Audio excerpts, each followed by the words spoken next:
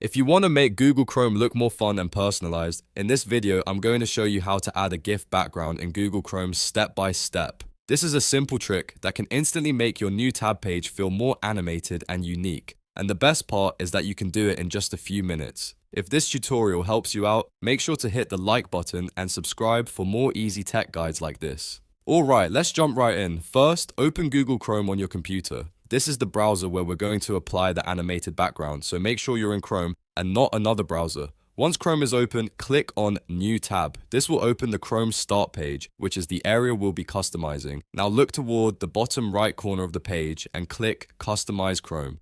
When you do that, Chrome's appearance settings will open up, and this is where you can start changing how your new tab page looks. Inside the customization menu, click Change Theme. This section controls the visual style of the Chrome new tab page, including the background and theme appearance. Now here comes the important part. If the option is available on your version of Chrome, click Upload an image, then browse your computer and select the GIF file you want to use as your background. After that, click Open. Chrome should apply the GIF as your background, giving your new tab page an animated look. If your GIF doesn't appear the way you expected, just double check that the file type is supported in your Chrome version, since some versions may handle animated backgrounds differently. You can also try a different GIF file if needed. Once your background is set, you can close the customization menu and enjoy your new animated Chrome tab. It's a quick and easy way to make your browser feel more personal and visually interesting. If you found this helpful, please give the video a like, subscribe to the channel, and turn on notifications so you don't miss more simple tutorials like this.